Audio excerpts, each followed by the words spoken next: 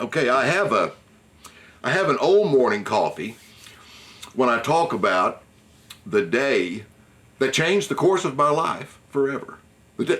When I shot my first deer with a bow, and it was a doe, it changed the course of my life forever. Now you can see all of our old morning coffees and our present one.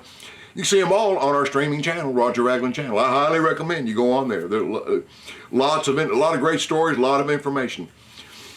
But this is another one of those stories that kind of helped change the course of how I thought about deer hunting.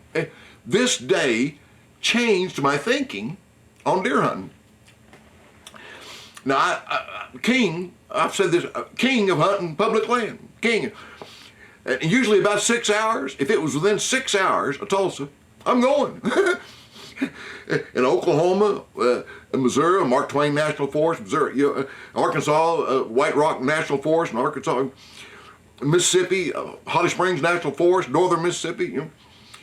But what I want to do, I want to hunt in Texas. I didn't have no money, I couldn't go on a guided hunt, and almost all of Texas is private. I thought surely there's some public land in Texas. Davy, Crockett National Forest, look at there, 100 and some thousand acres. Now you couldn't hunt all of that, but some of it was designated for public hunting. And I try to, anybody out, hey, let's go to Texas and deer hunt. What? Yeah. Where are you going? I'm going down to public land, down in Belufkin. Oh, I don't want to go do that. That's about 7-8 hours. Yeah, but man, no, I don't want to do that. Couldn't get nobody to go with me. I thought, I'm going. And I had an old roommate from college that ran the sporting good department at a big Kmart in Dallas. I called him. I said, hey, you want to go deer hunting in Texas with me this weekend? He goes, well, where are you going? I'm going down to public land, down Belufkin. Yeah, we got thousands of acres. I don't know. I got to close the store on Friday night. It'd be late before I get. He's married and had a little baby girl at the time. He said, I could probably go. I said, I'll just come down and it don't matter how late it is. We'll just drive down there. We'll hunt Saturday, get a room, and then come back sometime Sunday, Well, he wasn't sure, but he said, okay, I'll do it. I hadn't seen him in several years. Okay, come on. We didn't get out of the store. It's like between 11 and 12. It's late. Then had to go to his house. Of course, had to see the wife, at least the new baby, and I went on and on and on. And this couple-hour drive from there is way up in the morning. I'll never forget pulling up in front of the gate there, and this section that was open to the public was about, I think, 13,000 acres. Public hunting. Walk in only. Couldn't drive in. Had to walk in by foot. Way up in the morning. I still remember sitting there, wore out, been up all night long, catnapping, I think. You're looking at that watch. Man, when the sun comes up, I'm going hunting. Shot a 7 mag, And, didn't know nothing about it. I just, had a license, had a gun. Finally, the light started to break. I said, all right. I said, I'll see you back at the truck, but I'm going that way, you go that way. And it's East Texas. Well, I'd never been there, didn't know, and there were there was quite a bit of thick brush and timber there, And I thought, just to be safe, so I don't get lost, which I hunted there many times. I have a morning coffee scheduled for later on in the year called the Green Rifle. Remember the movie Deliverance? Squeal like a pig. Now that didn't happen to me, but I had it. That's going to be a morning coffee to look forward to. But anyway, I thought, I don't want to get lost down here. I'm going to stay over here kind of close to the fence line, And I'd hunt down the fence line a little bit, then I'd get off the way 100 yards or so, kind of get lost. I got to get back to the fence line. I didn't want to get lost too much, And I remember, about an hour and a half up after daylight, I'm off, and I got into some really thick brush. I'm talking about thick. You couldn't see 20 yards. Inexperience is what this was. If it had happened this past year, I'd have killed this deer, right? But inexperience. I'm in this, and I heard this this grunting. I thought, that's a hog. I'll shoot one of them. I didn't know they had hogs in here. It sounded like a hog. And it was getting closer. And I could hear it. And it was a buck, bird dog and a doe, grunting at her. And they stepped out right, now I'm talking about right in front of me, 10, 15 yards, And at that time, it was the biggest buck I'd ever seen in my life. I don't know how big it was score-wise. It was a toad on that doe. I don't know who was more surprised, them or me. Of course, the doe was one that, took off. Of course, he started grunting again, and I got a bullet off. I can't believe that happened. I can't believe, man, what a buck. I'm shook up. I'm shook up now, all right?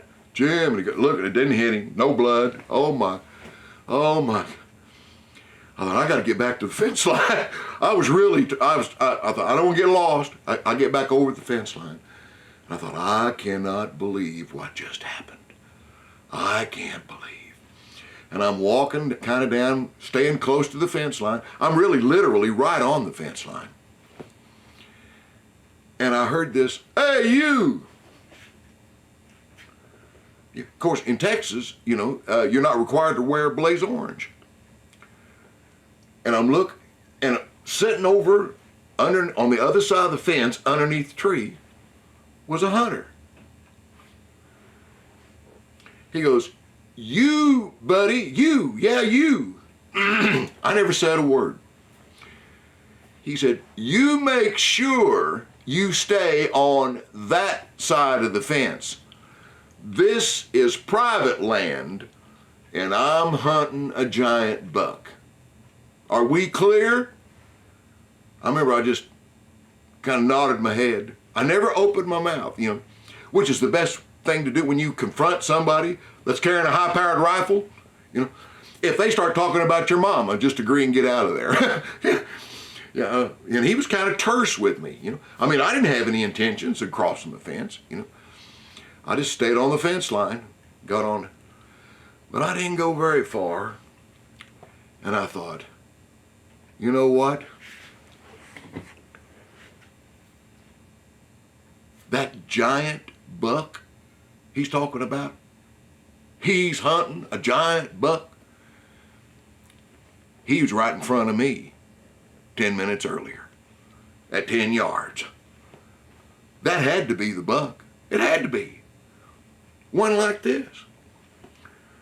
On public land. If I had gotten a bullet in that deer, it would have been mine. That guy was thinking that it was his, because he was hunting that giant buck. But that buck was on my side of the fence that day. And from that moment on, I thought, you know what? That buck didn't know what side of the fence he was on. He was following that doe. He just went over the fence. If she'd have gone back over there on that side, he'd have went over that side. If she'd gone back over this side, he'd have went back on this side. It's 4-foot barbed wire fence. From that moment on, that changed my thinking. Hey, I get up against a great piece of private land. All right? The bucks over there, they may be coming over here. Especially when the rut's going on. They don't know what side of the fence. And that buck, he may live over there on private land. That guy may have been feeding him for 4 or 5 years. That guy may have been hunting him for 3 or 4 years. No telling what. But that morning, he was on my side of the fence. I didn't do anything illegal. I didn't do anything in unethical. I just, out of inexperience, didn't know what was happening. Think about that. Think about that in your hunting, where you're hunting. When you're looking for a piece of property to hunt, there may be a great big block of private land that's got some of the biggest bucks in the history of the world on it. Hey, you may only have 20 acres over here. Especially when the rut's going on. Those bucks may come right over there in front of you. Hey, that changed my thought process. That day on public land, out of Davy Crockett National Forest, they're out of Lufkin, Texas. That trip that I made, I didn't shoot anything that weekend. I never saw another buck. I never saw another buck that weekend. But that trip, coming down there and having that happen to me, changed my thought process on what I'm going to look for and the kind of properties I'm going to look for to hunt in order to maybe give myself a chance to kill a great big buck. All right.